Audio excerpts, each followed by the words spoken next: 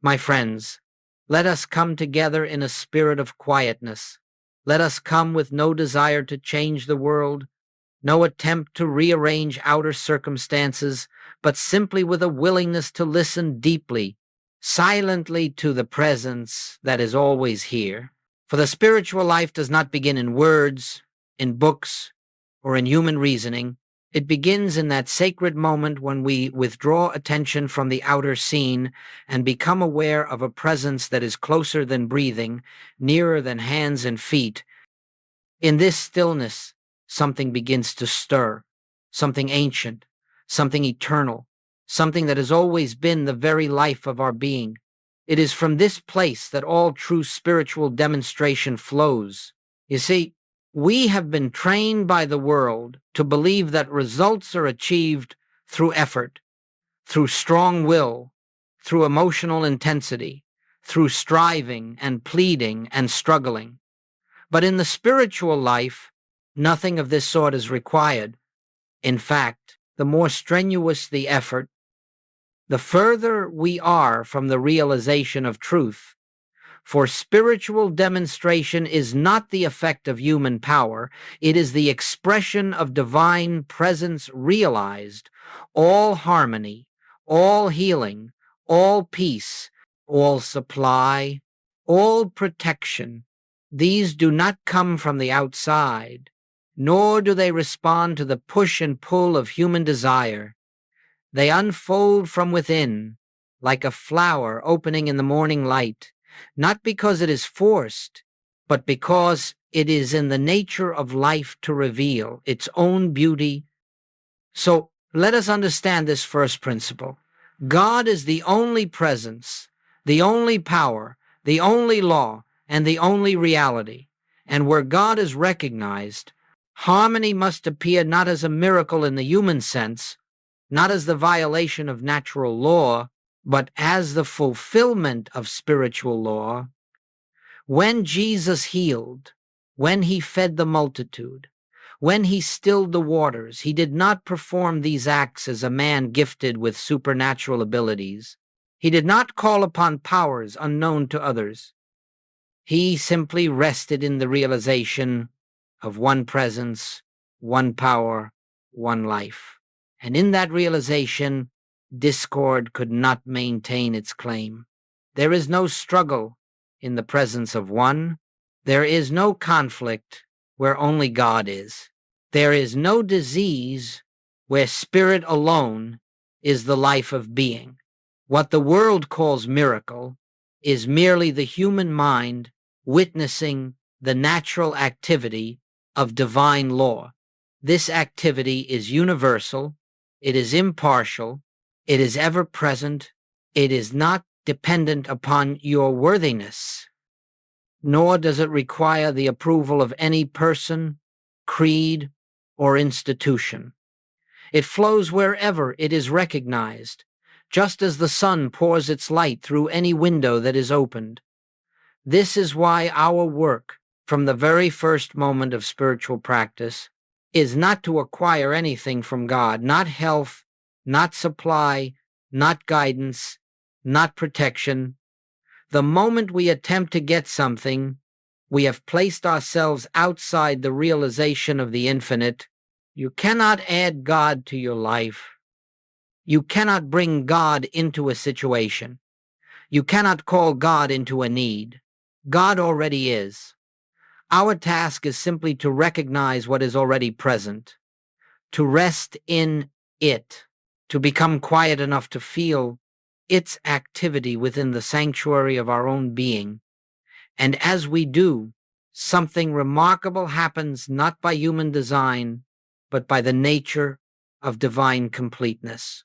Outer conditions begin to reshape themselves in accordance with the inner realization, not because we asked, but because we understood. So in this first moment of our time together, let us lay down all the burdens we have carried, every attempt to fix, to change, to improve. Let us release the belief that something is missing, that something must be achieved, that something must be obtained from outside ourselves. None of this is required. Let us rest in the assurance that spiritual demonstration is the natural expression of the presence that lives itself as us. And as we proceed, let us do so with a quiet confidence that where the realization of God is, harmony must be. That where the consciousness of one is, fear dissolves. That where the presence is acknowledged, its activity becomes visible. This is the beginning of our journey into the secret law behind every so-called miracle, a law that is not hidden from us, but revealed in every moment of silence, every moment of inner listening, every moment in which we become still enough to feel the movement of spirit. And now we continue, with hearts open and minds quiet, into the next unfoldment of this truth. Let us continue now, quietly, gently, with the same stillness that began our meditation, for spiritual truth cannot be grasped through a racing mind or an anxious heart. It must be approached as one approaches a holy presence, softly, reverently, as though stepping into sacred ground. In this portion of our work, we turn to one of the great foundations of spiritual living, the principle that God is the only cause. Now, this is not a statement to be accepted intellectually or repeated as a formula. It is a revelation that must dawn within the depth of consciousness. For when the truth of it is realized, even for a moment, the entire structure of fear begins to dissolve. You see, the human mind is conditioned from birth to believe in many powers, many forces, many causes, at work in our lives, health and disease, abundance and lack, good fortune and misfortune, heredity, climate, chance, the will of others, the forces of nature, even the passage of time. But none of these, absolutely none of these, has any spiritual power. There is only one cause, and that cause is God. When you let this principle sink deeply into your awareness, not as an idea, but as an inner realization, you begin to experience a freedom that the world cannot give. You begin to see that nothing external can enter your life to enrich it, and nothing external can diminish it, for there is no external. There is only God expressed as individual being.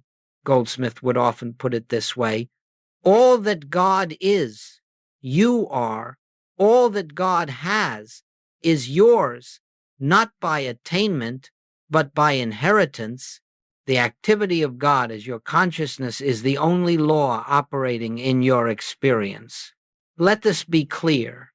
God does not stand outside your life, governing it from afar. God is not a being who sends blessings or withholds them. God is not the cause of good events while something else is the cause of adversity. God is not one of many powers. God is the one power. Therefore, the moment you accept two powers, even subtly you step out of the Christ consciousness and into the realm of fear. The belief in two powers is the root of all discord. It is the foundation of anxiety. It is the parent of suffering. For if there are two powers, at any moment one of them may act against you. But in the realization of one, fear has no ground on which to stand. Think for a moment, if God is the only cause, then what is the cause of disease? What is the cause of lack? What is the cause of conflict or confusion? These are not effects produced by a real power. They arise from a belief, a mental image, accepted as reality by the human mind. They have no spiritual law to sustain them. They have no source in God. They have no permanence, no authority, no substance. They are shadows, nothing more. To attempt to fight them, resist them, or correct them is to grant them a reality they do not possess. This is why Jesus never struggled with conditions. He never treated disease as a substance, lack as a force, or fear as an entity. He simply recognized the truth that God alone is cause, and everything unlike God has no actual existence in the realm of spirit. And so harmony appeared, not because he made it happen, but because his consciousness allowed nothing else. Now, this principle does not deny that human beings may experience pain, suffering, or lack.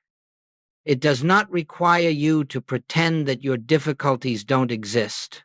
What it does ask is this: do not look to the problem for its cause. Do not try to correct the effect. Do not attempt to manipulate conditions. Turn instead to the source.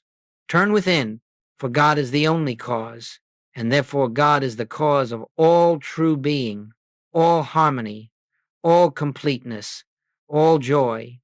When we rest in this recognition, when we withdraw attention from secondary causes and behold one, the appearance begins to shift, not by our effort, but by the law of our being. Think of a lamp surrounded by shadows. You need not chase the shadows, nor do you need to fight them. Simply light the lamp, the shadows dissolve of their own accord, for they were never something in themselves. So it is with the appearances of discord. They vanish in the presence of realized truth. And so, as we begin the deeper portion of this spiritual journey, let us carry this principle in our hearts. There is one cause, one presence, one power, one life, and that one is God, forever expressing itself in and as the individual. Nothing external can add to that. Nothing external can subtract from it. Your life is governed not by persons, conditions, or circumstances, but by the infinite that formed you of its own substance. As we continue into the next section of our unfolding, we will see how Jesus lived this truth, how he worked with it, and how this same consciousness becomes the foundation of all spiritual demonstration. Let us now turn our attention to the Master Jesus, whose life was the purest demonstration of the truth we have been contemplating. For Jesus did not come merely to perform wonders, nor to establish doctrines, nor to create a new religion.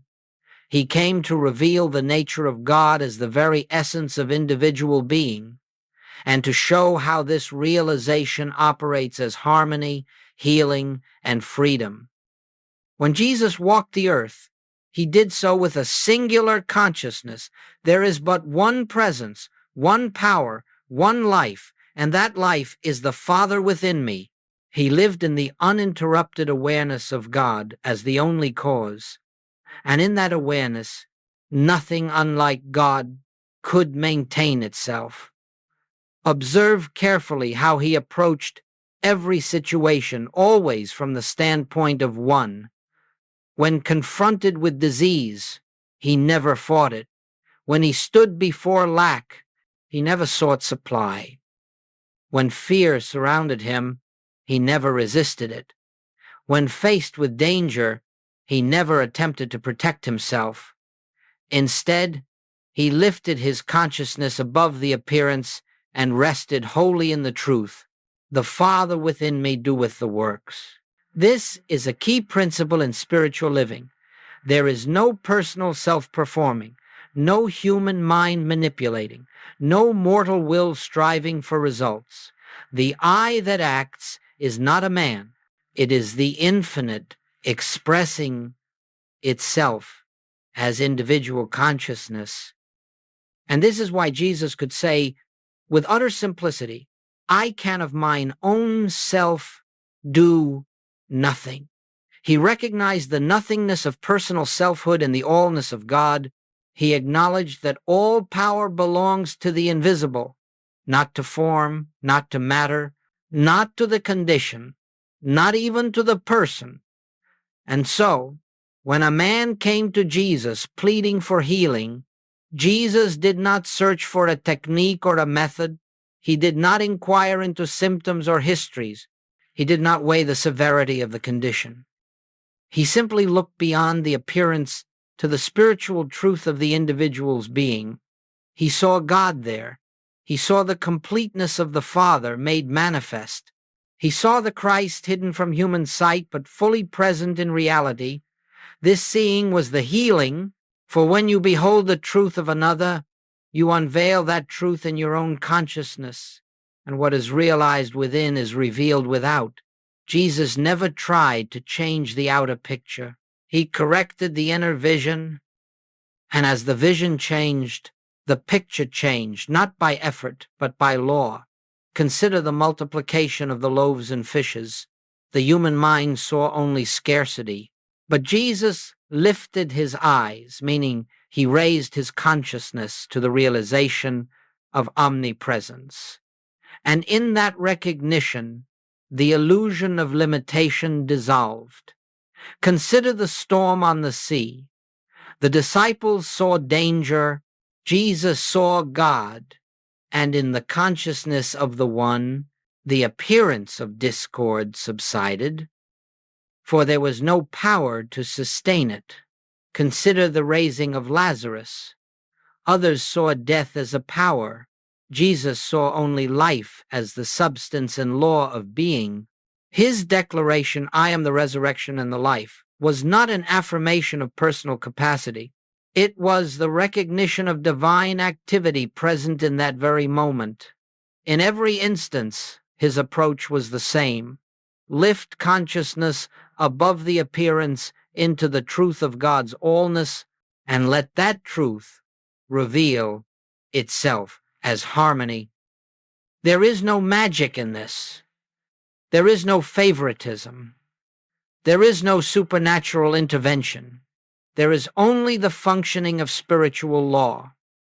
Now, it is important to understand that Jesus never intended to be worshipped as an exception. He came as an example. He came to show that what he did, we also may do, not through personal power, but through the same realization of the one. The Father within me doeth the works, is not a statement about Jesus alone. It is the spiritual truth of every individual. The difference is not in the presence, but in the degree of realization. And so, as we study how Jesus worked with the law, we are not learning how to imitate acts. We are learning how to enter the consciousness from which those acts flowed. The Master lived in constant recognition of one presence, one power, one cause, one life, one selfhood, one law. And wherever the consciousness of one is, harmony must appear, for there is nothing to oppose it. In our next unfolding, we will look more deeply at how this recognition enables us to see through the world of appearances, the foundation of Christ's consciousness, and the essence of spiritual healing. Let us go deeper now, quietly, without hurry, for this next step is one of the most essential in all spiritual unfoldment. It is the very heart of the Christ message and the living center of every spiritual demonstration in the infinite way. We have spoken of God as the only cause, the only law, the only presence. Now we must understand how this truth operates through our consciousness and how it dissolves the illusion of discord, limitation, and fear. The Master said, "Judge not according to appearances." In those few words, he revealed the key to spiritual vision. For every discord, every condition of lack, every form of disease, every moment of fear is nothing more than an appearance, a mental picture arising from the world, belief in separation. It is not the reality of God's creation, nor does it have spiritual substance, power, or law to sustain it, to the human sense. This world of appearances seems solid, authoritative, and unyielding. But to the spiritual consciousness, it is as transient as a shadow cast by a passing cloud. The appearance is not the reality. The reality is always God, expressing itself as wholeness, harmony, and perfection. This is why Jesus could look upon the sick, the sinful, the poor, the fearful, and behold something entirely different from what the world was seeing. He did not accept the picture presented to the senses. He saw through it, saw beyond it, into the invisible truth of being, and that seeing itself was the healing. Not the words, not the touch, not the act, but the seeing. For Christ consciousness is the capacity to behold God, where the human mind perceives imperfection. It is the inner knowing that rejects the testimony of the senses and abides steadfastly in the realization of the one presence. Now, this is not accomplished by effort. We do not force ourselves to believe something different from what we observe. We do not mentally declare perfection over imperfection, nor do we attempt to superimpose a spiritual truth upon a physical picture. Such practices merely engage the human mind, and the human mind cannot perceive spirit. Seeing through appearance is an act of grace, an inner shift of vision, a quiet recognition of the invisible. It is a spiritual discernment that comes when the mind grows still enough to let the presence reveal itself. You see, when you look at a person or a condition with the human sense of sight, you behold only form, flesh, behavior, circumstances, symptoms. But when the inner eye opens the single eye of spiritual vision, you behold the Christ, the real identity, untouched by appearance. And as you behold that truth, you bear witness to God's activity, and the appearance begins to yield. Not because you fought it, not because you demanded its change, but because you saw through it. To see through appearance is to stand in the realization that nothing exists apart from God. It is to know that every individual is the expression of the one life. It is to understand that no condition has the power to alter the nature of God's creation. In this state of consciousness, harmony is not created, it is revealed. Peace is not attained, it is uncovered. Healing is not brought about, it is realized. Let us understand this well. We do not heal disease, we do not correct lack, we do not fix broken conditions. These belong to the world of appearance, and the world of appearance is not the reality of spirit. We simply lift our vision above appearance until we behold the truth that was there from the beginning. And it is this inner beholding that dissolves the illusion, just as the rising sun dissolves the darkness without ever battling it. As you grow in this realization, you will find that your concerns with outer conditions diminish. You will begin to perceive that everything which comes to your attention does so only to give you the opportunity to look beyond it, to witness the operation of spiritual law in the face of human belief. Every appearance becomes an invitation to behold the Christ. When the appearance is discord, it invites you to see harmony. When the appearance is lack, it invites you to see abundance. When the appearance is disease, it invites you to see wholeness. When the appearance is fear, it invites you to see the presence that casts out fear. And when the appearance is sin, it invites you to see innocence, the purity of God expressed as individual being. The miracle occurs not when outward conditions change, but when we are no longer hypnotized by appearance, when we behold the invisible reality that was always present. This is the essence of Christ consciousness. This is the secret behind spiritual demonstration. This is the foundation upon which Jesus built his entire ministry. And in our next unfolding, we will explore how to enter the inner stillness from which this vision becomes possible, how to quiet the mind, open the heart, and let the presence reveal itself without effort. Let us move gently now into the heart of our practice, the sacred work of entering inner stillness for all the principles we have spoken of thus far: one presence, one power, the unreality of appearance, the Christ vision, are known only in silence. They are not apprehended through thinking, nor through study, nor through argument. They are revealed in quietness.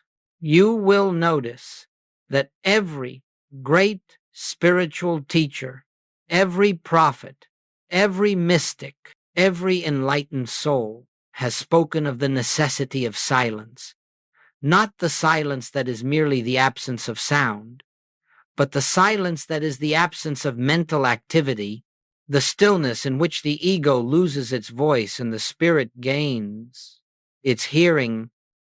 This silence is not something you create. It is something you sink into.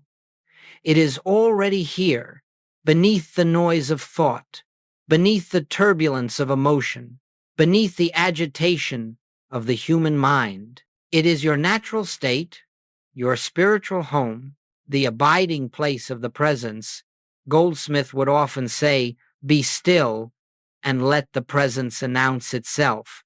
And this is the essence of the infinite way meditation, not a doing, but an allowing, not a seeking, but a resting, not an effort to reach God, but an openness to let God reveal himself as your very being. Let us understand this clearly. There is no technique that brings God closer, for God is already the life of your life, the mind of your mind, the breath of your breath. The purpose of meditation is not to draw God near, but to remove the veil of mental noise that prevents you from feeling what is eternally present. So, when you enter stillness, do not begin by asking for anything. Do not attempt to solve a problem. Do not attempt to get guidance, healing, or supply. The moment you attempt to get something, the mind becomes active, and you remain at the surface of consciousness. Instead, come as you are, quietly, humbly, without ambition, without desire, simply to rest in the presence. You may begin by closing your eyes, letting the world fade from your senses, breathing gently, without effort, and turning your attention inward. You are not trying to think of God.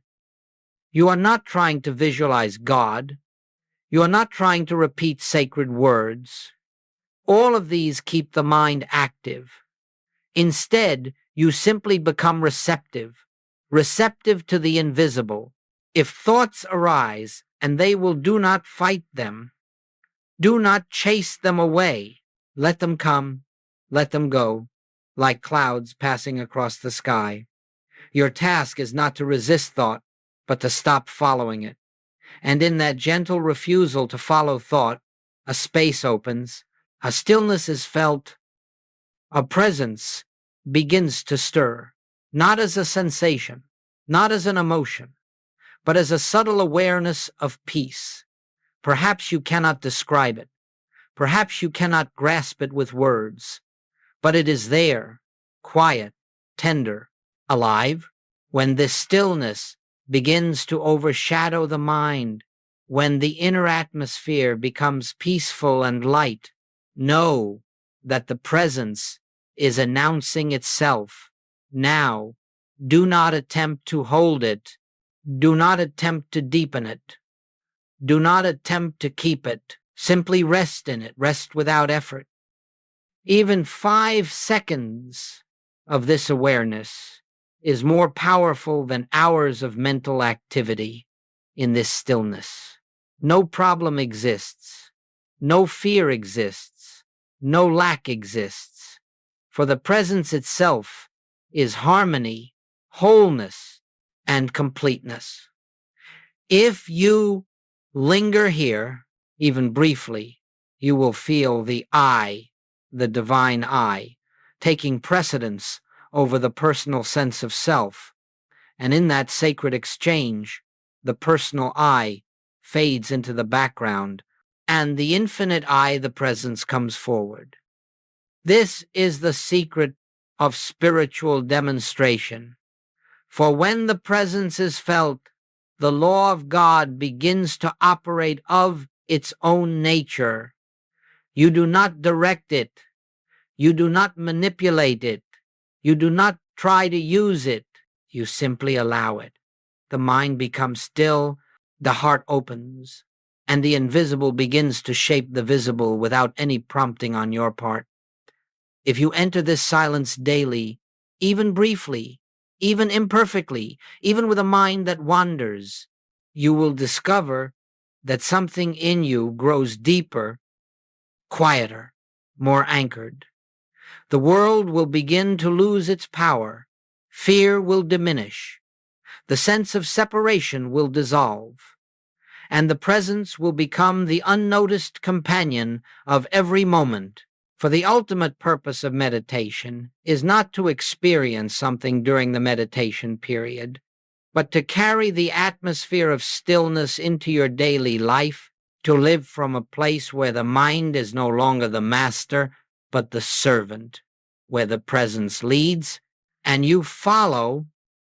This is the threshold where the spiritual life truly begins, and in the next unfolding, we will see how, from this state of inner recognition, the law of harmony flows naturally, where presence is acknowledged, presence becomes visible, and now, my friends, having entered that sacred stillness where the presence announces itself, we come to the heart of spiritual demonstration, where the presence is recognized. Harmony must flow. This is not a poetic statement. It is not an idealistic hope. It is a spiritual law, as dependable as gravity, as certain as the rising of the sun, a law that operates not because we believe in it, but because it is the nature of God to express itself as harmony wherever it is realized. You see, the presence is always here. It fills all space. It animates all life. It is the substance of all being, but it becomes effective in our experience only at the point of recognition, not because God has withheld anything, not because God responds only when we call, but because the human mind, absorbed in the world of appearances, lives unaware of the very life that sustains it. Recognition opens the window. Grace shines through. You need not ask it to shine. You need not command it. You need not urge it into action. It is already shining. You have simply removed the veil. Let us understand this clearly. As long as you look to the outer scene for cause, you remain bound to the appearance. But the moment you turn inward and recognize one presence, the appearance begins to yield to reality. This is the spiritual law. Harmony is not created by thought. It is not manufactured by prayer. It is not earned through effort.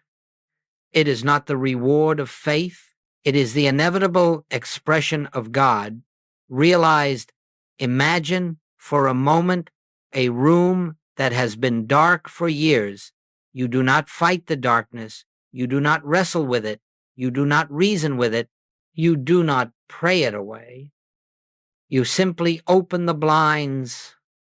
The light enters, not because you forced it, but because light is the nature of the sun. So it is with spiritual harmony.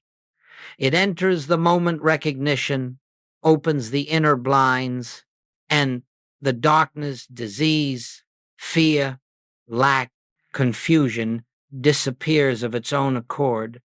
You did not conquer it. You did not overpower it. You did not heal it. It simply could not remain in the presence of light, This is why Jesus never spoke of healing in the sense we understand it. He spoke of revealing the truth that had been obscured by human belief. He lived in such a state of recognition that the illusions of the world, sickness, sin, fear could not maintain their appearance in his presence. He was not performing miracles, he was witnessing reality. And so must we. For when we rest in inner stillness, when the personal self is quiet, when the mind is open, something remarkable begins to happen. The activity of God, which has been present all along, begins to shape itself in visible form. We do not direct this activity, we do not influence it, we do not instruct it, we simply behold it. Harmony flows because harmony is the nature of the presence. Supply flows because supply is the activity of the infinite. Peace flows because peace is the nature of spirit. Healing flows because wholeness is the truth of being. Guidance flows because divine intelligence is the mind of every individual life. None of these are added to you. They are revealed through you. And yet, let us be very clear. This revelation does not take place because you have uttered a sacred phrase, or because you have repeated a truth with conviction, or because you have summoned emotional intensity. It takes place because you have entered the stillness in which God is allowed to be God. Where the presence is recognized, it manifests. Where it is unrecognized, it remains invisible, not absent, but unnoticed. Therefore, the entire secret of spiritual living is the cultivation of recognition, moment by moment, situation by situation, until the presence becomes the atmosphere in which you think, the ground upon which you walk, the life through which you live. And in that atmosphere, you will discover that things you once struggled with begin to resolve without effort. The people you feared begin to soften. Conditions you dreaded begin to shift. The burdens you carried begin to fall away. Not because you have changed the world, but because you have changed your vision. Not because you have influenced the outer, but because you have recognized the inner. Harmony flows not from action, but from awareness. Not from doing, but from being. This is the great mystery of the spiritual path. God acts through recognition, and recognition reveals harmony as the natural state of existence. In our next unfolding, we will see how this law can be applied in daily experiences, how we can walk through life with the quiet assurance that the presence goes before us, preparing the way, dissolving every appearance of discord before we meet it.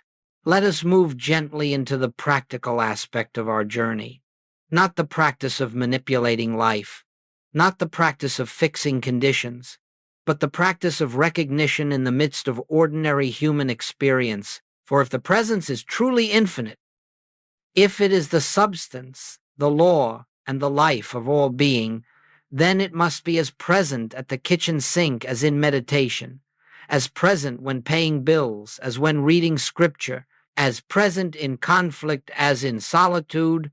The spiritual life is not lived apart from daily experience. Daily experience becomes the temple in which the spiritual life is realized. Now, how do we proceed? Very quietly, very simply, we begin by withdrawing our dependence from anything external, not by abandoning our responsibilities, nor by ignoring the world, but by ceasing to look to persons, conditions, circumstances, or objects for what can come only from God. The moment we expect something from the outer, security, love, supply, peace, we have stepped away from the infinite and placed our trust in the finite. And so the first step is the recognition. There is no external source of good. God alone is the source. and God is within. Carry this recognition with you as you move through your day. When fear appears, you do not argue with it. You do not try to overcome it. You do not analyze it. You simply turn inward for a moment and remember, God is the only presence. Fear has no power because there is no power apart from God. And then you grow still, resting in that presence until the sense of fear begins to dissolve. It dissolves not because you conquered it, but because it has no law to sustain it. When lack or financial worry appears, do not try to think your way out. Do not rehearse possible solutions. Do not panic. Pause. Turn within. Become aware of the invisible. God is the substance of all form. There is no reality in lack, only the appearance. You rest in this knowing, not trying to produce supply, but remembering that supply is already flowing from the infinite as your life. And little by little, the fear begins to fade, replaced by a quiet assurance that the presence is fulfilling itself. Then, often without your intervention, opportunities open, needs are met, the way becomes clear, not because you planned, but because you recognized when you encounter difficult people, you do not attempt to change them, you do not resist, argue, or correct. Instead, remember, the Christ is the true identity of every individual. I will behold the Christ here, even if the human appearance suggests otherwise. And as you rest in that vision, the atmosphere shifts, perhaps not instantly, but inevitably, for no illusion can withstand the gaze of spiritual recognition. Often the outer relationship softens, or resolves, or simply ceases to trouble you. When the body presents discomfort or disease, again, you do not fight the condition, you do not engage in mental struggle, you do not demand healing, you withdraw inwardly and silently acknowledge there is one life, and that life is God. It is the life of this body. It is whole, complete, perfect.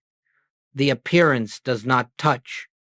Reality, you rest, you listen, you allow the presence to reveal itself. Healing then becomes an unveiling, not an achievement. It is the natural activity of divine life, realized when confusion, indecision, or lack of direction arises. Become still. Do not force answers. Do not strain for clarity. Simply remember, God is the intelligence of my being. The solution already exists in consciousness. Then wait, quietly, receptively, and the way forward will reveal itself in its own time, not as a mental conclusion, but as an inner knowing, a gentle prompting, a sense of rightness. When the mind becomes agitated, busy, or overwhelmed, do not attempt to discipline it through force. Simply step back inwardly and remember, I of myself do nothing. The presence within is the activity of my mind. In that instant, even a moment of silence, the agitation begins to lose its hold. For the presence does not remove problems.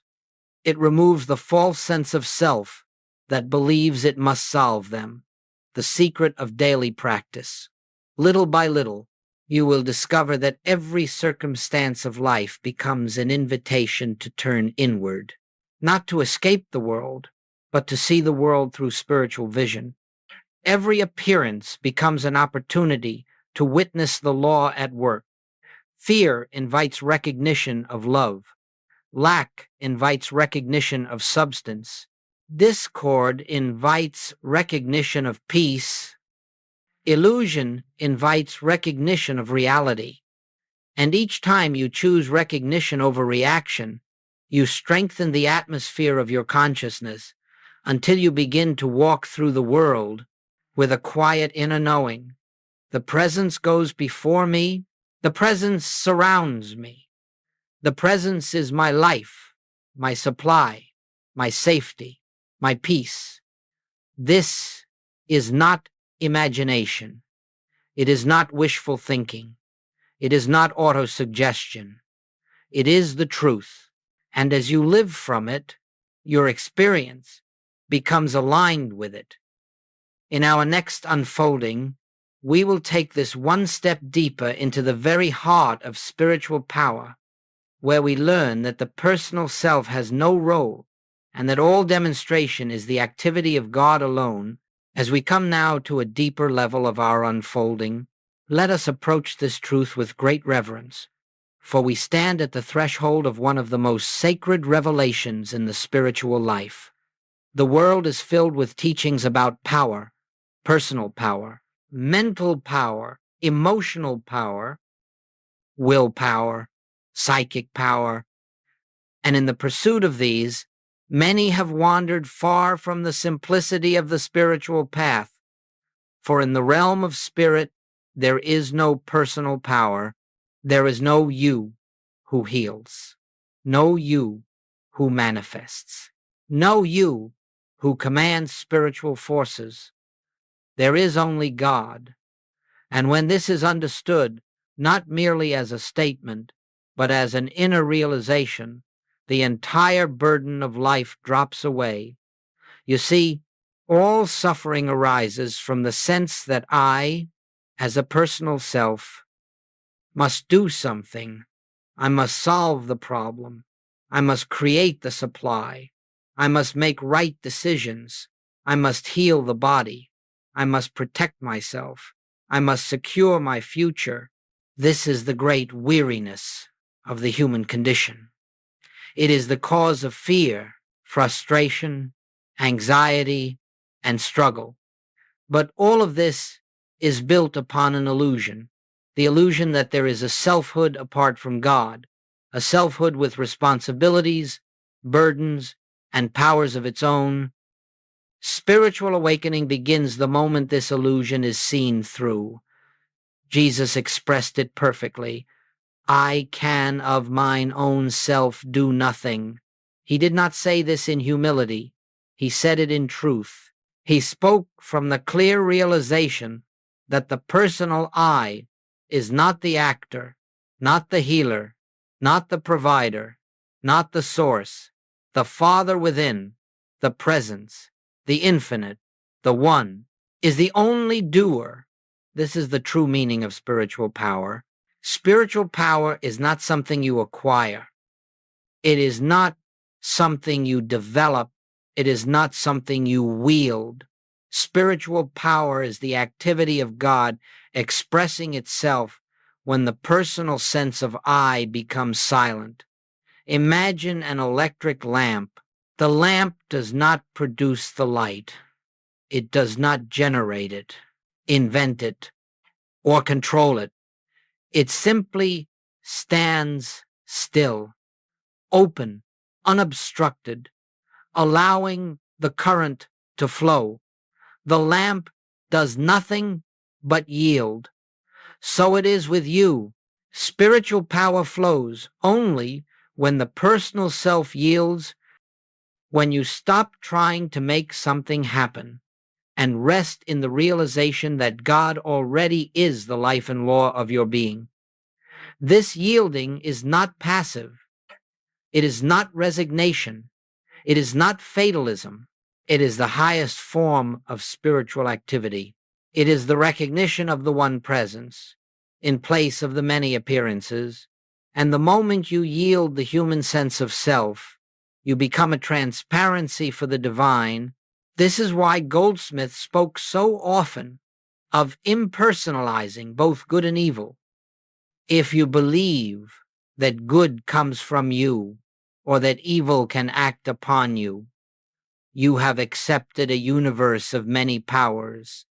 And in a universe of many powers, there can be no true peace.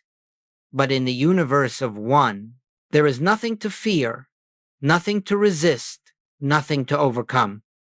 Spiritual power is the activity of this one, invisible, silent, effortless, yet more real than anything the world can offer. Now, let us make this practical. When you are faced with a problem in body, in finances, in relationships, in work, do not attempt to bring spiritual power to the problem. Spiritual power does not act on conditions. Spiritual power acts in spite of conditions. This means that you take your attention off the problem entirely and turn within to the presence. You become still. You listen. You wait. You rest in the quiet knowing, this is not mine to solve. God is the life of this situation. The presence is already the fulfillment. I yield. And as you yield, the full sense of responsibility falls away. The mental noise quiets, and the presence begins its activity, an activity that is always harmonious, always wise, always complete. You do not direct this activity. You do not try to shape it. You do not attempt to define the outcome. You stand still, you behold, you let. This is the secret of spiritual mastery. This is why the great mystics lived lives of extraordinary peace amidst worldly challenges. They knew that God is the only power and that the personal self has no role but to yield. This is the true meaning of Christ consciousness, the recognition that the I that lives you is not the mortal sense of self, but the infinite I, the presence that never slumbers, never falters, and never fails. As you enter more deeply into this realization, you will find that you are no longer striving, no longer forcing, no longer fearing, no longer calculating. You are living from an inner rest, an inner confidence, an inner assurance that needs no outward confirmation, for the presence itself becomes the activity of your mind, the strength of your body, the order of your affairs, the peace of your heart. This is spiritual power, God being God through you, as you, for you. In our next unfolding, we will come to the closing revelation, the gentle, profound recognition that as we release personal identity and yield to the infinite, we enter into a life of peace, rest, and assured unfoldment. And now, beloved friends, we come to the quiet close of our time together, not a conclusion, not an ending, but a gentle resting place in the awareness we have allowed to unfold within us, for the spiritual life does not culminate in knowledge, nor in doctrine, nor in practice, but in realization. The simple, profound knowing that God is the only presence, the only power, the only life, the only selfhood of every individual being. If through this journey even one veil has been lifted, even one false sense dissolved, even one moment of stillness felt, then the work has begun. Not the work of self-improvement, nor the work of making something happen, but the sacred work of yielding to the presence that has always lived at the center of your being. Let us remember, there is nothing to attain, there is nothing to strive for, there is nothing to become. There is only the recognition of what already is. Peace is not ahead of you. Peace is the nature of the I that lives you. Love is not something to receive. Love is the substance out of which you are formed. Harmony is not something to create. Harmony is the activity of God revealing itself through your consciousness. Healing is not the correction of a condition. Healing is the unveiling of reality. Everything you have sought, everything you have prayed for, everything you have struggled to achieve has been present within you from the beginning, waiting only for recognition. And now, in this quiet moment, let that recognition take its rightful place. Let your breath soften. Let the mind loosen its grip. Let the heart open, not upward, not outward, but inward, to the one who has never left, never changed, never faltered, never failed. Rest now in the peace of this awareness. The I that I am is God. The life that I live is God. In expression, the mind through which I think is God's mind. The love through which I feel is God's love. And the peace in which I rest is God's own peace. Let this truth settle, not as a thought, not as a belief, but as a presence. When Jesus said, "My peace I give unto you," he did not give a human peace, dependent on circumstance. He gave the peace of one who knows no opposite, the peace that flows from the realization of oneness.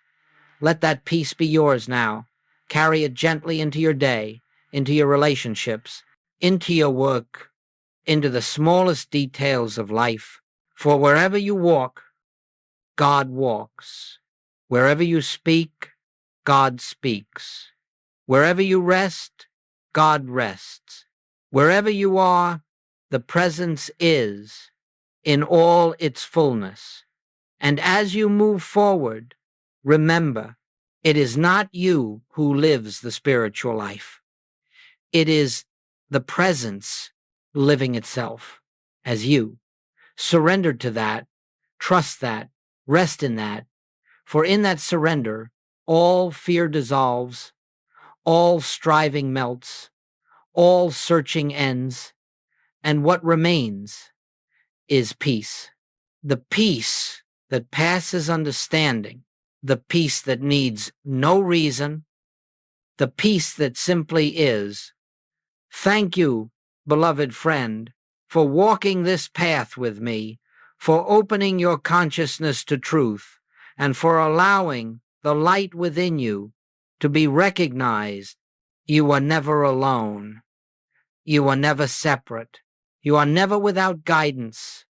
The presence goes before you, walks beside you, lives within you, and expresses as you.